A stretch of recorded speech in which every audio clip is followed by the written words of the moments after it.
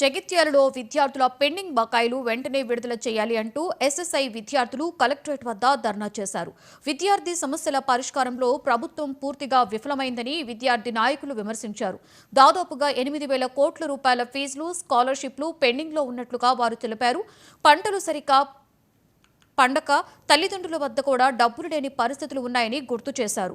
ప్రభుత్వ నిబంధనలకు విరుద్ధంగా విద్యార్థుల నుండి ఫీజులు వసూలు చేస్తున్న కళాశాలలపై ప్రభుత్వం వెంటనే చర్యలు తీసుకోవాలని విద్యార్థి నాయకులు కోరారు.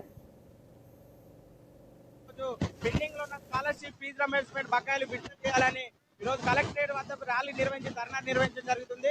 ఈ తెలంగాణ రాష్ట్రంలో విద్యార్థులకు రావాల్సిన 8,000 పైచీకు స్కాలర్షిప్ బకాయిలు విడుదల చేయకపోవడం వల్ల ఈరోజు విద్యార్థులు ఉన్నత విద్యకు దూరం అవుతున్న పరిస్థితి. ఇప్పటికే ఎడ్సెట్ కానీ ఐసెట్ కానీ ఈరోజు సిపిగేట్ సంబంధించిన పరీక్షలు ఈరోజు నిర్వహించడం జరిగింది. ఈరోజు సిపిగేట్ పరీక్ష వెళ్తున్నారు, కానీ రాష్ట్రంలో విద్యార్థులకు కనీసం సర్టిఫికెట్ లాంటి పరిస్థితి తెలంగాణ రాష్ట్రంలో ఉంది. కాబట్టి రాష్ట్ర ప్రభుత్వం ఈరోజు పేద బడుగు బలహీన వర్గ విద్యార్థులను విద్యకు దూరం చేయడం భాగమే ఈరోజు రియంబర్స్మెంట్ విడుదల చేయలేదు. సంవత్సరన్నర కాలంలో 18 నెలలు గడుస్తున్నాయి. రాష్ట్రంలో విద్యారంగ సమస్యల పైన కనీసం సమీక్ష చేయలేని పరిస్థితి ఈ రాష్ట్రంలో ఉంది. అనేక శాఖకు మంత్రి ఉన్నాడు, కానీ రాష్ట్రంలో కనీసం విద్యాశాఖకు మంత్రి లేని పరిస్థితి. విద్యారంగ సమస్యల సమీక్ష చేయలేని పరిస్థితి. కాబట్టి ఎస్ఎఫ్ఐగా ఈ సందర్భంగా డిమాండ్ చేసినాం, తక్షణమే రాష్ట్రంలో విద్యాశాఖ మంత్రి నియమించాలి, విద్యారంగ సమస్యలను పరిష్కరించాలి, దాంతో పాటు పెండింగ్ లో స్కాలర్షిప్ రియంబర్స్మెంట్ విడుదల చేయాలి.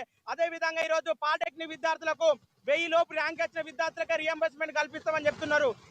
దీనివల్ల విద్యార్థులందరూ ఉన్నత పాలిటెక్నిక్ విద్యకు దూరం చేయడమే అని సందర్భం చేస్తున్నాం. రానున్న రోజుల్లో జగిత్యాల జిల్లా